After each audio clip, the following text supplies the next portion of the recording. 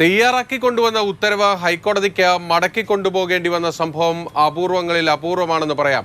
ഇന്ന് യഥാർത്ഥത്തിൽ പാലിയേക്കരയിൽ ടോൾ പിരിവ് പുനഃസ്ഥാപിച്ചുകൊണ്ടുള്ള ഉത്തരവ് പറയാനാണ് ജസ്റ്റിസ് മുഹമ്മദ് മുഷ്താഖ് ഉൾപ്പെട്ട ഡിവിഷൻ ബെഞ്ച് കോടതി മുറിക്കുള്ളിലേക്ക് എത്തിയത്. വ്യവസ്ഥകളോടുകൂടി ടോൾ പിരിവ് അനുവദിക്കാമെന്ന് കഴിഞ്ഞ ദിവസം തന്നെ ഹൈക്കോടതി വ്യക്തമാക്കിയിരുന്നു. പക്ഷേ ഇന്ന് രാവിലെ കോടതിക്ക് മുന്നിലേക്ക് ജില്ലാ കളക്ടറുടെ റിപ്പോർട്ട് എത്തുകയാണ്. ജില്ലാ കളക്ടർ പറയുന്നത് മുരിങ്ങൂരിൽ സർവീസ് റോഡ് തകർന്ന് വീണ്ടും ഗതാഗതം താറുമാറായി എന്നതാണ്.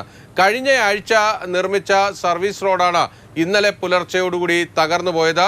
അതോടുകൂടി ഹൈക്കോടതി ആ റോഡ് കൂടി നന്നാക്കിയാൽ മാത്രമേ ഇനി നിങ്ങൾക്ക് ടോൾ പിരിവ് അനുവദിക്കാൻ കഴിയുകയുള്ളൂ എന്ന ശക്തമായ നിലപാടെടുത്തു. മറ്റൊരു കരാർ കമ്പനിയുടെ മേൽ കുറ്റം ചാരി രക്ഷപ്പെടാനാണ് ഇപ്പോൾ ടോൾ പിരിക്കുന്ന കമ്പനി തീരുമാനിച്ചത്. പക്ഷേ കോടതി അതൊന്നും ചെവിക്കൊണ്ടില്ല.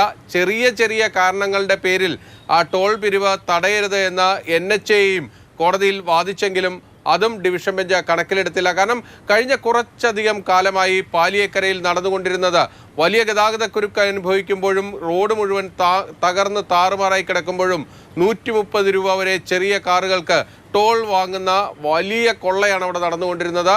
അതിനൊരു താൽക്കാലിക ആശ്വാസം ഹൈക്കോടതി നൽകി. അതിനിടയിൽ ആ റോഡ് വീണ്ടും തകർന്നു പോയാൽ ഇപ്പോൾ ടോൾ പിരിവ് വീണ്ടും പുനഃസ്ഥാപിക്കാൻ കഴിയില്ല എന്ന നിലപാട് ഹൈക്കോടതി എടുക്കുകയായിരുന്നു.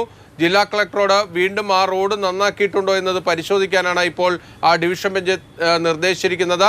വ്യാഴാഴ്ച വീണ്ടും ഈ ഹർജി കോടതിയുടെ മുന്നിലേക്ക് വരും. അപ്പോൾ മുരിങ്ങൂരിലെ പ്രശ്നം പരിഹരിച്ചിട്ടുണ്ട് എങ്കിൽ മാത്രമേ ഇനി ടോൾ പുനഃസ്ഥാപിക്കാൻ കഴിയുകയുള്ളൂ എന്നതാണ് ഹൈക്കോടതി വ്യക്തമാക്കിയിരിക്കുന്നത്. ഗതാഗതം പൂർണ്ണമായും സുഗമമാകും എന്നുറപ്പാക്കിയ ശേഷം മാത്രമേ ഹൈക്കോടതി ഇനി പാലിയേക്കരയിൽ ടോൾ പിരിവ് അനുവദിക്കുകയുള്ളൂ. കൊച്ചിയിൽ നിന്നും ബിനിൽ, മാതൃഭൂമി ന്യൂസ്.